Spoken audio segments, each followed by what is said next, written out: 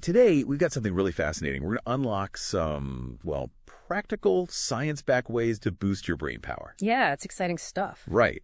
So our mission here is to pull out three really impactful techniques, things you can actually use.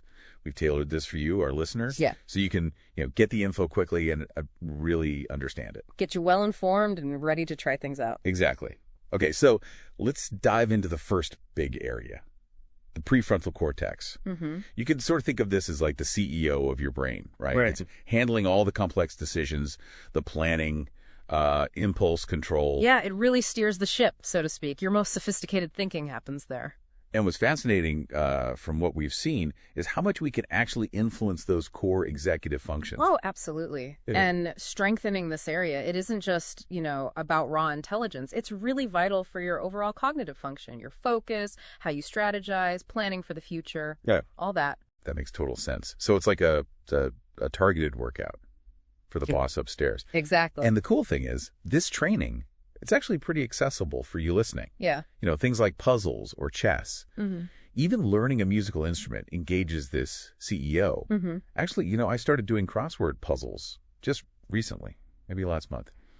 And I've been genuinely surprised. Mm.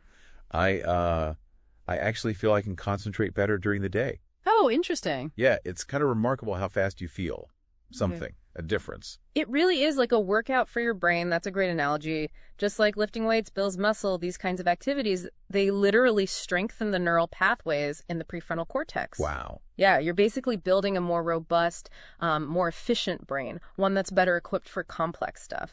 It's amazing what consistent, brain workouts can do. But, okay, beyond just strengthening what's already there, Yeah. what if your brain could actually, rewire itself? Now you're talking about neuroplasticity. Exactly. Our second point. It's incredible how adaptable the brain really is. I mean, constantly forming new connections, trimming old ones. It's so flexible. It really is. And that adaptability, that neuroplasticity, it's absolutely crucial for learning throughout your life and for memory and creative problem solving, too. So it's not fixed after, age 25. Not at all. That's a bit of a myth. Uh-huh. It's actively responding, rewiring itself based on what you do, what you experience, the inputs you give it. Okay, so if our brains are always kind of rewiring, how do we, intentionally use that? What's the key? Well, the sources suggest something really simple but powerful. Yeah. Introduce something new every single day. Whoa, okay, every single day. That sounds maybe a little overwhelming. Right, but it doesn't have to be some huge thing. It can be really subtle, like learn one new word. Or just take a different route when you walk the dog or drive to work. Or even brushing your teeth with your non-dominant hand. Exactly. Anything that breaks the routine engages different neural networks. Novelty is the key ingredient. Huh. Okay. That makes it seem much more doable. Yeah, small, consistent nudges, they can kick off really powerful changes in the brain's structure. And that leads directly to things like better memory, sharper problem solving. And creativity, too, right? And definitely a boost in creativity, yeah. Because your brain is building and testing out these new pathways all the time.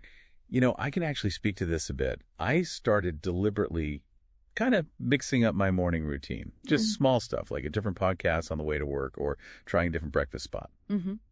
And I genuinely feel like my creativity, especially at work, has shifted somehow. Like my brain is coming at problems from, slightly different angles. It's subtle, but it's there. That's neuroplasticity in action. That's exactly it. Okay, so we've got actively challenging the brain, building new connections. Yeah. But there's one more piece, right? Something really fundamental and maybe often overlooked. You bet. And it might surprise some people how critical it is. Sleep. Absolutely non-negotiable. Not just for feeling good, but for basic human life and brain function. Right. It's not just about rest, is it? No, not at all. If we connect this to the bigger picture, it's so much more than passive downtime. While you sleep, your brain actually turns on this unique waste removal system. It's called the glymphatic system. Lymphatic. Yeah, it literally flushes out metabolic waste, toxins that build up when you're awake. It's crucial for cleaning house, basically, cellular repair, keeping things clear. Wow, so it's like a brain detox every night. In a very real sense, yes. And there's more. Your amygdala, which is kind of the brain's emotional center, Mm-hmm. it's busy during sleep, too. It processes and consolidates emotions, helps you regulate your mood, deal with stress. It's doing important emotional work while you're out. Okay, so it's not just about feeling rested then. It's literally about waking up with a sharper, cleaner, and more emotionally balanced brain. Precisely. That's the goal. I have to say, since I really, really committed to getting, 7 to 8 hours of quality sleep, the difference, it's night and day. My mental clarity, just how I function cognitively, it's profound. I believe it. It really underscores how foundational sleep is. Yeah. And you see how these three things, actively working out that prefrontal cortex, deliberately engaging neuroplasticity with new stuff daily, and then prioritizing that good restorative sleep, they're all deeply interconnected. Right. They work together. Exactly. Yeah. Each one kind of amplifies the benefits of the others. It creates this powerful synergy for your long-term brain health and performance. You got it. And look, these aren't just, cool concepts to think about. They're practical strategies, science-backed things anyone listening can actually start doing today. Tangible ways to improve how you think, how you learn, even how you feel. Totally. But remember, knowledge is power, but only if you actually use it. Good point. So don't just listen to us talk about this stuff. Really try to apply these insights. Pick one, maybe, and start incorporating it into your daily life. Yeah, definitely. And maybe as you start doing that, you can consider this thought. What potential is lying dormant in your brain right now? Just waiting to be awakened by, consistent challenge, new learning, and that crucial rest. Interesting question. Yeah. The journey to having more of those aha moments, it's really yours to shape. Your brain will definitely thank you for it.